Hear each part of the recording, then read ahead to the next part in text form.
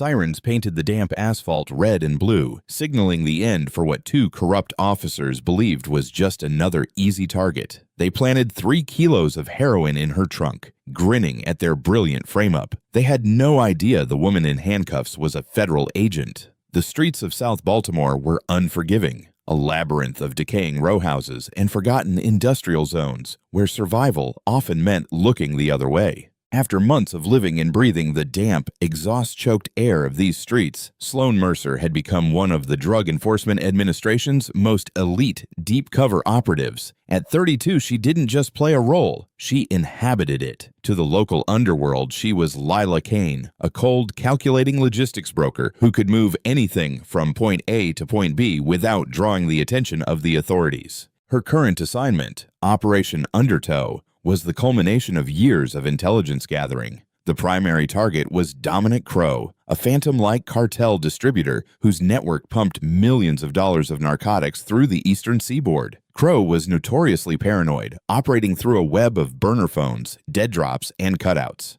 Sloan had meticulously earned her way into his inner circle, sacrificing her personal life, her sleep, and her peace of mind to build an airtight federal indictment. That night, the trap was finally set to snap shut. She was driving a nondescript dark gray Chevy Malibu, the tires hissing against the rain-slicked pavement. In the trunk sat a heavy black canvas duffel bag containing exactly $500,000 in unmarked, non-sequential bills, official DEA funds authorized for a massive controlled buy. This was the night she would exchange the cash for a shipment large enough to put Crow away for 3 consecutive life sentences. Hidden beneath the collar of her leather jacket was a state-of-the-art microcellular transmitting wire. Miles away in a heavily armored surveillance van, her commanding officer, Captain Elias Kane, was monitoring her every breath. Backed by a heavily armed tactical extraction team, everything was proceeding with surgical precision. But the streets, as Sloan well knew,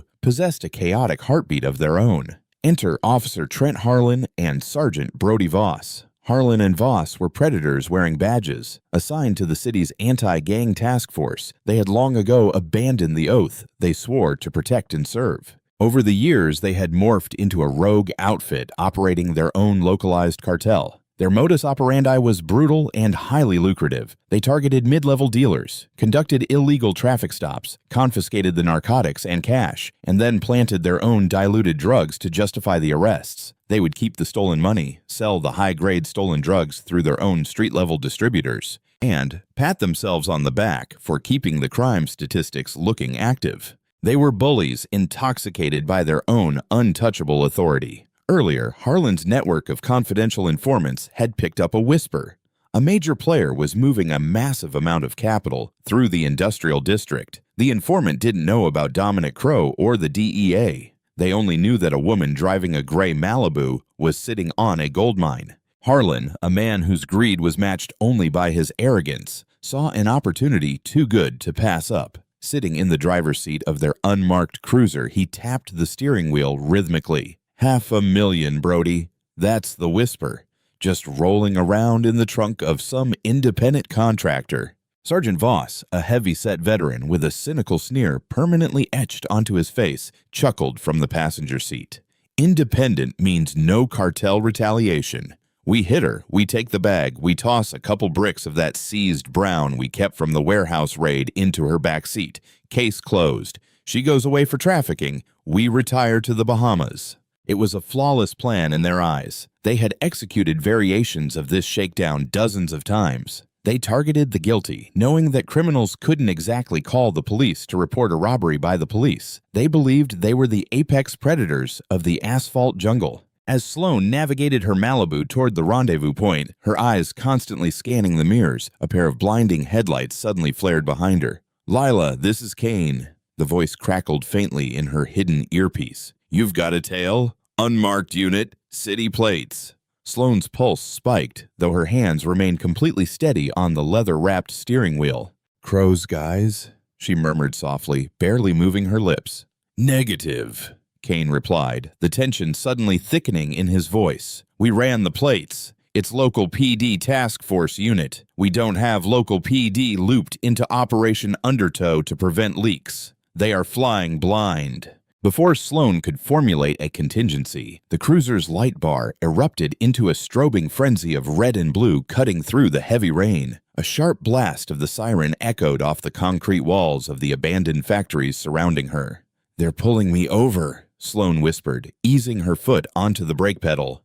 "Stand down," Kane instructed rapidly. "Play the civilian. Do not blow your cover. Crow's scouts might be watching the route. If they see you flash a badge to get out of a stop, the entire operation goes up in smoke." Sloan understood the grim mathematics of undercover work. To catch a kingpin, you had to endure the dirt. She pulled the Malibu onto the gravel shoulder, the crunch of the rocks loud over the idling engine. The rain drummed a relentless rhythm against the roof of her car. She killed the engine, rolled down the window, and waited, watching the side mirror as two figures stepped out of the unmarked cruiser. She had no idea she was about to become the victim of the city's most corrupt cops, but she was entirely prepared to let them hang themselves. The heavy footsteps splashed through the puddles as Officer Harlan approached the driver's side, his heavy maglite flashlight held high, the beam intentionally blinding her. On the passenger side, Sergeant Voss hovered near the rear quarter panel, his hand resting casually but menacingly on the grip of his service weapon.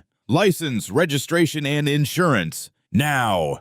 Harlan barked, his voice dripping with forced authority. Sloan squinted against the glaring light, playing her part flawlessly. She adopted the persona of a slightly annoyed but compliant civilian. "Officer, is there a problem? I was just heading home. I don't believe I was speeding."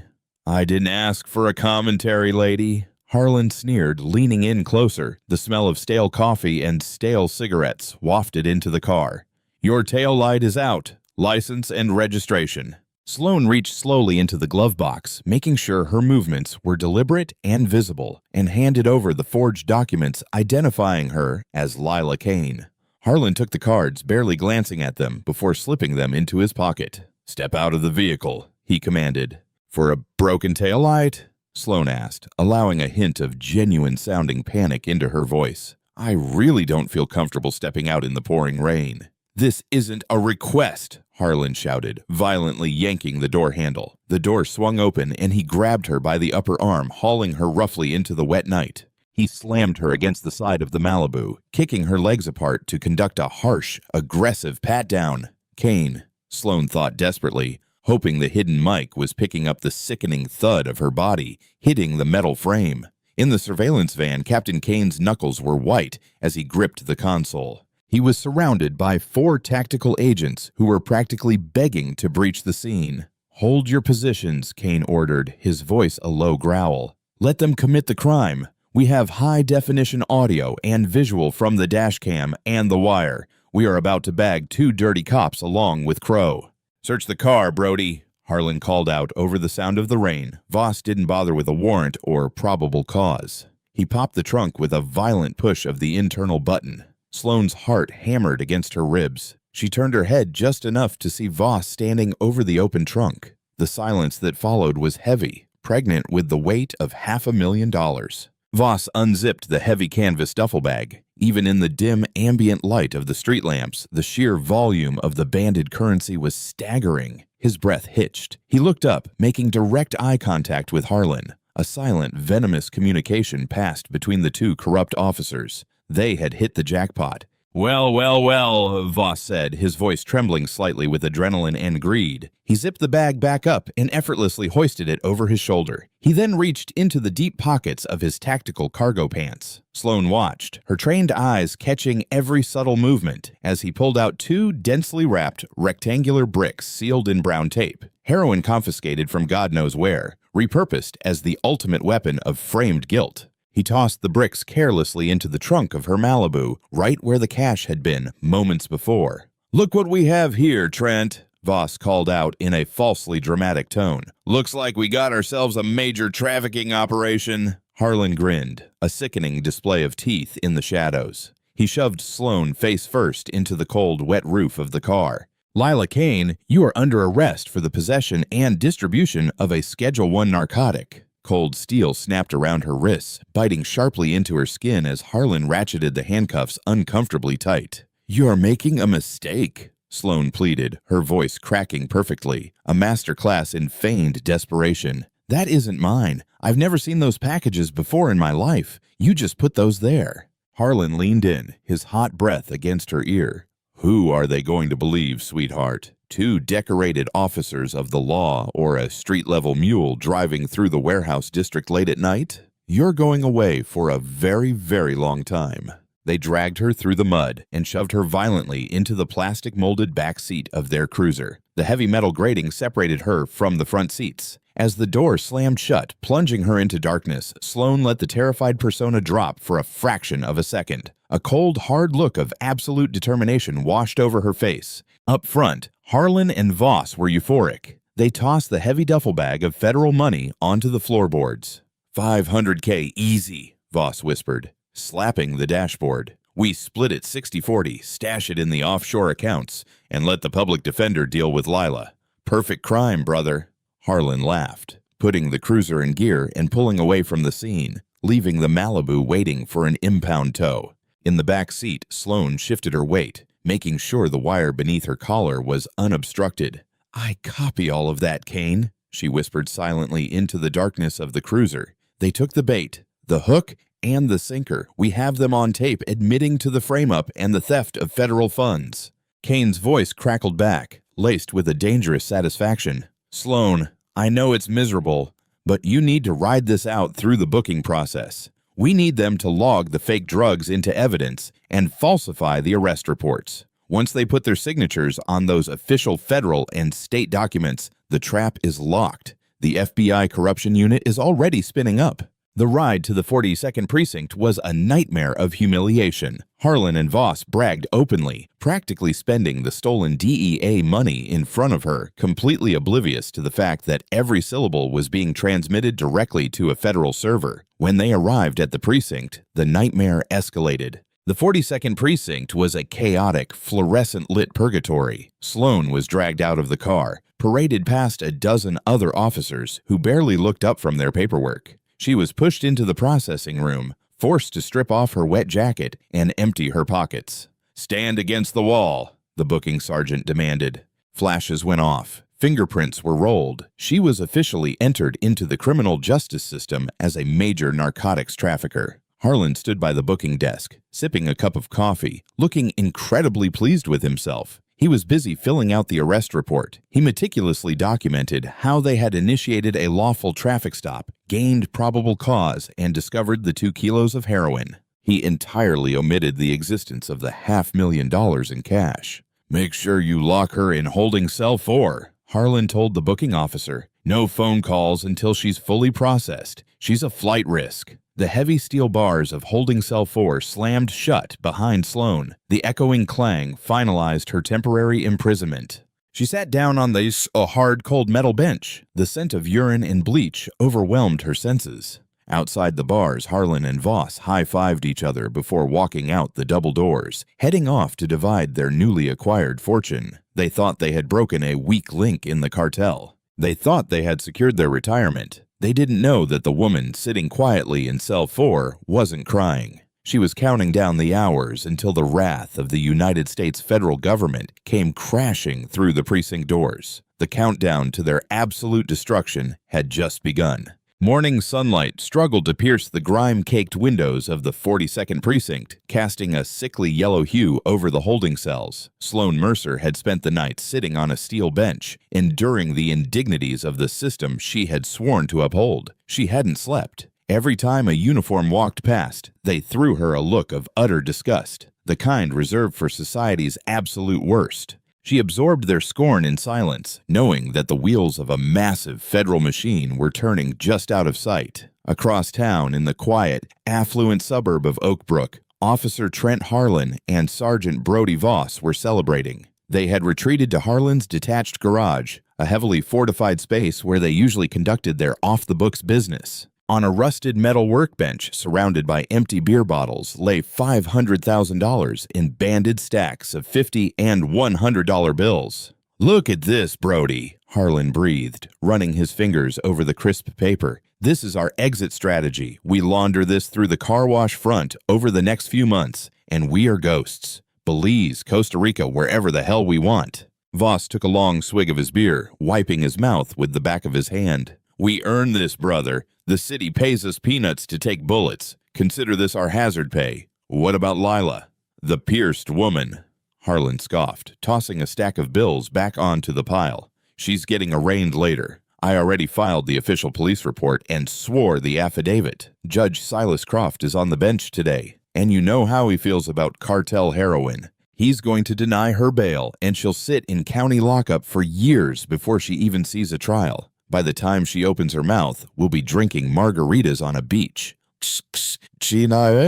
What neither Harlan nor Voss knew was that the moment they unzipped the DEA's duffel bag, they triggered an invisible avalanche. Every single bill on that workbench was micro-stamped with invisible ink, and their serial numbers were logged in a heavily encrypted federal database. Furthermore, a micro GPS tracker, no thicker than a single sheet of paper, was woven into the canvas lining of the bag. From a secure command center downtown, Captain Elias Kane, along with Special Agent Nolan Drake of the FBI's Public Corruption Unit, were watching a blinking red dot on a digital map that pinpointed Harlan's garage with agonizing precision. "They just signed the affidavits," Agent Drake announced, handing a freshly faxed document to Captain Kane. The document bore the official signatures of Trent Harlan and Brody Voss, swearing under penalty of perjury that they had recovered 2 kilos of heroin during a routine lawful traffic stop. Kane smiled, but the expression didn't reach his eyes.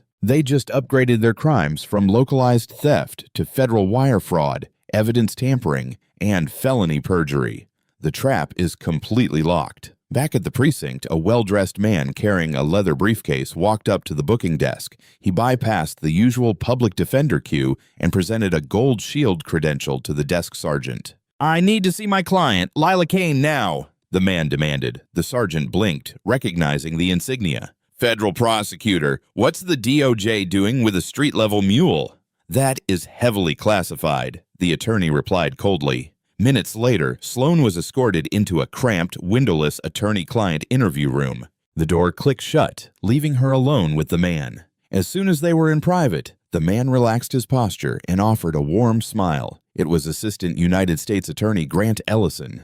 "You look terrible, Sloan," Ellison whispered, opening his briefcase to reveal a steaming cup of black coffee and a fresh bagel. Sloan grabbed the coffee, letting the heat sink into her freezing hands. "You try sleeping on a slab of iron while a guy in the next cell screams about government conspiracies. Tell me we have them." "We have them," Ellison confirmed, sliding a thick file across the table. "They filed the paperwork. They logged the heroin into the precinct's evidence locker. The FBI secretly swapped it out recently to test it. It's a 60% purity mix, identical to the batch they supposedly incinerated. They're double-dipping, stealing evidence, and planting it." "And Crow?" Sloan asked, her mind still partially on her primary cartel target. "Because you didn't blow your cover, Crow's scouts just think a random mule got busted," Ellison explained, his eyes gleaming. "Crow reached out to his secondary broker recently to replace the lost cash. Tactical is moving on his compound later. Operation Undertow is a complete success, but first we have some housekeeping to do." Sloan took a slow, deliberate sip of her coffee. The exhaustion vanished, replaced by a razor-sharp anticipation. "How are we playing the takedown?" "Oh," Ellison chuckled, a ruthless sound echoing in the small room. "We are going to give them the stage they think they deserve." Later that day, the atmosphere inside the 42nd Precinct was abruptly shattered by a booming voice over the intercom. "Officer Harlan and Sergeant Voss, report to Captain Harlan's office immediately. Dress uniforms." Harlan, who had just returned to the precinct from his garage, adjusted his tie and smirked at Voss. "Dress uniforms. They don't call you in for that unless you're getting a commendation or a press conference. 2 kilos of street-ready poison off the streets," Voss practically purred. "We're local heroes, Trent." They walked through the bullpen with their chests puffed out. Junior officers parted ways for them, unaware of the grim reality hovering over the precinct. Harlan knocked sharply on the frosted glass of the captain's door before pushing it open. "You wanted to see us, Captain," Harlan began, but the words died in his throat. The room was not filled with local brass or adoring press. Captain Harlan was sitting behind his desk, but he looked completely pale, his hands resting flat on the blotter. Flanking him were 4 individuals wearing dark tactical vests, with FBI emblazoned across the front in stark yellow lettering. Standing by the window was Lena Brooks, the dreaded head of Internal Affairs, holding a thick manila folder. And standing directly in the center of the room, arms crossed over a crisp black suit, was Captain Elias Kane of the DEA. Harlan's instinct screamed at him to run, but his feet were cemented to the floor. Voss's face drained of color, his jaw going slack. "What is this?" Voss stammered, looking frantically between his captain and the feds. "Sergeant Voss, Officer Harlan," Agent Drake said, stepping forward with a pair of heavy federal handcuffs dangling from his fingers. "Please come in and close the door. We have a lot to discuss regarding your retirement plans." "I don't understand," Harlan lied, feigning indignation. "We are in the middle of writing up a major narcotics bust." "Are you?" Kane countered, his voice a low, dangerous rumble. He reached into his coat and tossed a small black device onto the desk. It was an audio player. He pressed a button, and the crisp, high-definition recording filled the silent office. "$500,000, Brody. That's the whisper. We hit her. We take the bag. We toss a couple bricks of that seized brown we kept from the warehouse raid into her back seat. Case closed." Harlan felt his knees threaten to buckle. He recognized his own voice. He recognized the heavy rain in the background. "You guys really should check your suspects for federal transmitting wires before you brag about stealing government property," Kane said, a cold smile touching his lips. "This is a setup," Voss shouted, his voice cracking with panic.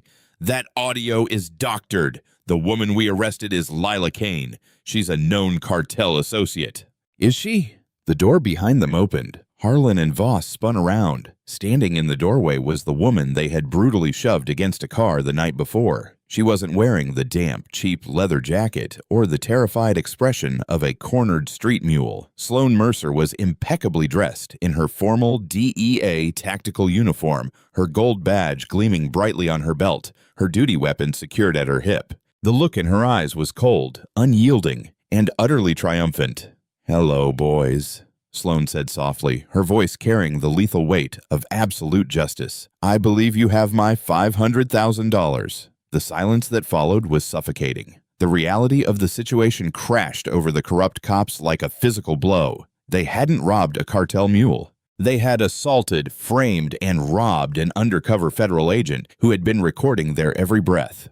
"Sloan Mercer, DEA, Special Operations." She introduced herself, stepping fully into the room and staring Harlan directly in the eyes. "And you two are a disgrace to that badge." "No, no, no," Harlan whispered, backing away until his shoulders hit the wall. Agent Drake didn't hesitate. He moved in, grabbing Harlan roughly by the arm and spinning him around, slamming him against the wall with the exact same unnecessary force Harlan had used on Sloan the night before. "Trent Harlan, Brody Voss," Drake barked, the metal ratchets of the handcuffs echoing loudly in the small office. "You are under arrest for conspiracy to distribute narcotics, grand theft of federal funds, civil rights violations under the color of law, evidence tampering, and multiple counts of perjury. You have the right to remain silent. I strongly suggest you use it." As they were marched out of the captain's office in chains, the entire bullpen watched in stunned silence. There were no high fives this time. The illusion of their untouchable empire was shattered permanently. Later that day, Operation Undertow reached its explosive climax. DEA tactical teams, using the intelligence Sloan had painstakingly gathered, raided 3 separate warehouses simultaneously. Dominic Crowe was dragged from his bed in handcuffs, his multi-million-dollar empire dismantled quickly. The fallout was catastrophic for the corrupt officers. The federal government showed absolutely no mercy. During the trial, Sloan took the stand. Her testimony was a masterclass in surgical precision that systematically dismantled every lie Harlan and Voss tried to spin. The dashcam footage, the audio recordings, and the marked bills, all found in Harlan's garage, were an insurmountable mountain of evidence. Hard karma had finally come to collect its debt. Judge Silas Croft, the same judge they had banked on to throw Sloan away, presided over their federal sentencing. He looked down at them with a mixture of pity and absolute disgust. "You took an oath to protect the vulnerable, and instead, you became the very monsters we are sworn to fight," Judge Croft declared, his gavel raised. I sentence you both to 25 years in federal prison without the possibility of parole." As the bailiffs led Harlan and Voss away, their heads hung low in utter defeat. Sloan Mercer sat quietly in the back of the courtroom. She didn't cheer. She didn't smile. She just closed her eyes, exhaled a long breath, and found peace knowing the streets were finally a little safer. She stood up, adjusted her jacket, and walked out into the sunlight. There was always another cartel, another corrupt system, another battle waiting, and Sloan would be ready. If this story of absolute justice and hard karma kept you on the edge of your seat, hit that like button to support real heroes who risk their lives in the shadows. Don't forget to share this insane true crime level drama with your friends, and subscribe to our channel for more intense, pulse-pounding stories where the bad guys finally get what they deserve. Drop a comment below. What would you have done in Sloan's shoes? See you in the next video. Hi, my name is Board Justice, the owner and manager of Board Justice. After watching the video, police framed a black woman as an undercover DEA agent. I'd really like to know what you think. How did this story make you feel? For me, the strongest feeling was relief that the truth finally came to light. What stayed with me wasn't just the unexpected reveal that Sloan was an undercover DEA agent, but the reminder that abuse of authority can have serious consequences, and that integrity still matters. Watching patience and solid evidence overcome corruption made the ending especially satisfying. I'm curious which moment had the biggest impact on you. Was it the traffic stop, the reveal of Sloan's true identity, or the moment the officers realized the evidence had been working against them all along? And if you had been in Sloan's position, do you think you could have stayed as calm under that kind of pressure? One lesson I took from this story is that staying composed and letting the facts speak for themselves can be more powerful than reacting in anger. In everyday life, treating people fairly and avoiding quick assumptions can make a real difference. If this story gave you something to think about, I'd love to read your thoughts in the comments. And if you enjoy stories about justice, accountability, and perseverance, feel free to like the video or subscribe if you think it's worth your time.